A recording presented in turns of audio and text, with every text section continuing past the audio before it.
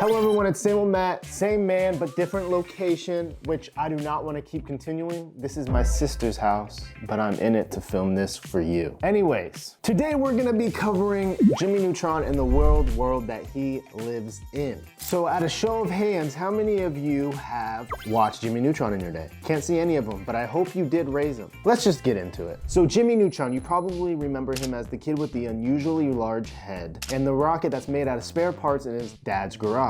But what you might actually not remember is how unhinged the TV show actually was. Jimmy Neutron wasn't just smart, it was chaos bottled up into cartoon form. So today we're covering Jimmy Neutron and the world that he lives in. I'm talking the weird, the wild, and the most unforgettable parts of the TV show. This is the real story of Jimmy Neutron.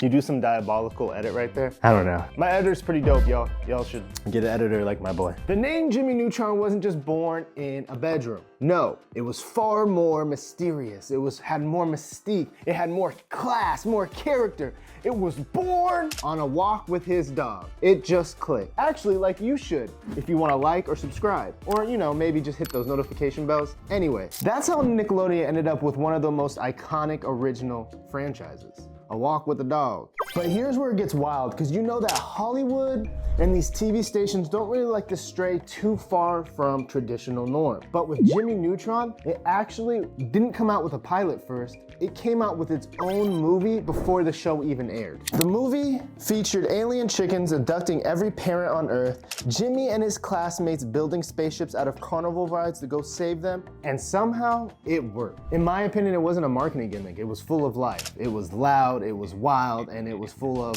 chaotic imagination. Here comes the cat. Okay, the cat got in frame. Hardcore, okay. Anyways, I felt like Aaron Carter mixed with kids hijacking rockets, peak 2000s, okay? Also, rest in peace for that man. He did a lot for millennial childhoods. Oh, come on.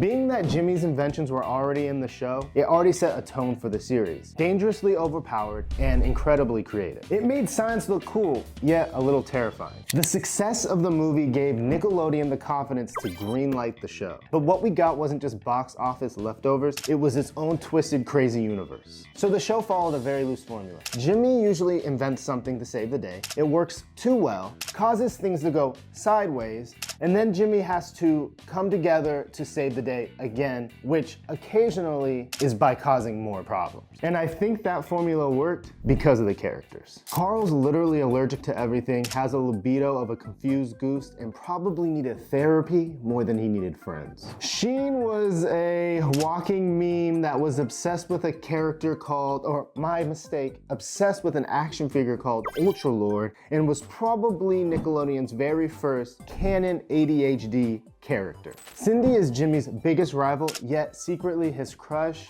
and it was peak performance. Cindy was pretty much like, I like you too, but I'll bully you to show it type of energy. And Hugh, Jimmy's dad, he was obsessed with ducks, pies, and bad puns. He was the Homer Simpson of the series, and if he was on screen, he definitely stole the show. And together, they didn't just make science fun, they made science dangerous. So my point of making this video is that Jimmy Nacho?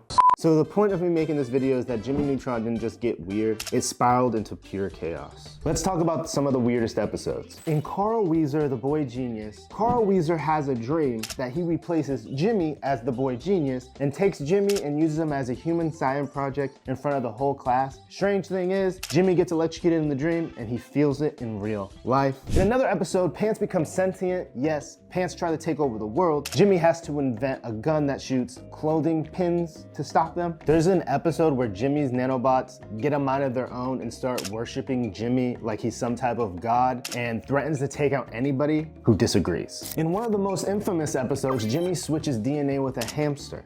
And yes, it goes wrong. Of course it goes wrong. But it's in the name of science. And did I mention yet Attack on the Twonkies, where these tiny little alien creatures invade Earth? They start off as these cute puffballs and then rapidly turn into monsters and try to destroy the school. This might have been a horror movie for kids if we watched this at night. But as adults, we're built different, you know what I mean? There's another episode I can think of where, get this, sentient pizza, I don't know what they have about turning like non-living things into living things, but that's what they do. Sentient pizza gets this evil urge to attack the kids running around the house, and Jimmy's able to defeat it with some sunlight like it's a vampire. Empire. That was a weird one. Do you remember Safety First, where Jimmy builds a AI robot, Robo-Mom, and it becomes like so overly protective that the people can't even leave their house? They're like just stuck there in a bubble for eternity. Is that gonna be our future? Comment destroy all humans if you think AI is gonna take over the world. In all the episodes, there's a reoccurring theme. Jimmy means well, but his head gets ahead of his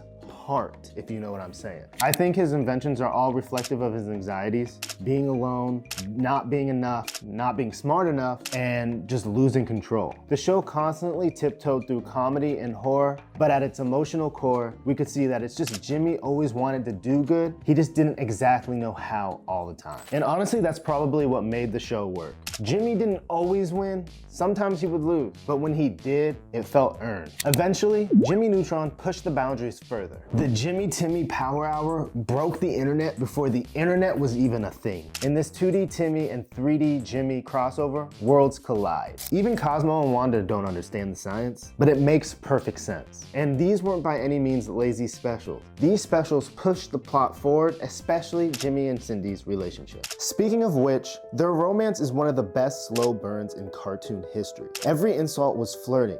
Every science competition was like a love letter, and even in the final episode, they admit it. And then we get Carl. Then he gets pregnant. Alien pregnancy. I have nothing to say about that, so we move on this way. The final stretch of the series turns into space operas, evil clones, and dystopian what-ifs. One villain wants to use a time accelerator to wipe out humanity, one turns Carl into a psychic, and one shrinks the entire population so that they can be taken out by alien bounty hunters. The show never got a proper finale. DNA Productions just simply closed after their next movie flopped. Stopped airing, but by that point, Jimmy Neutron has already became a legend. So if we take a look at season 3, we could tell that the writers kind of felt like this might be their last hurrah, so you could see that they cranked up the weird quite a bit. We got Hugh's duck obsession going nuclear, we got Sheen full on turning into Ultraman, and we got more Carl one-liners that we deserved. I don't think Jimmy Neutron overstayed his welcome. I think it came in hot, changed the game, and then just dipped. I feel like sometimes that's just the move. It's not the perfect show, but it's a perfect time capsule for what made 2000 animations so fun. Bold ideas, weird risks, and characters that actually felt like your friends. Jimmy Neutron taught us that science can actually be fun. Being smart doesn't mean you're perfect, and sometimes weird minds leave the best legacies. Thanks for watching. Like and subscribe if you ever screamed brain blast, unironically. It's okay, we've all been there. I've been there at least. No judgment. Until next time, peace.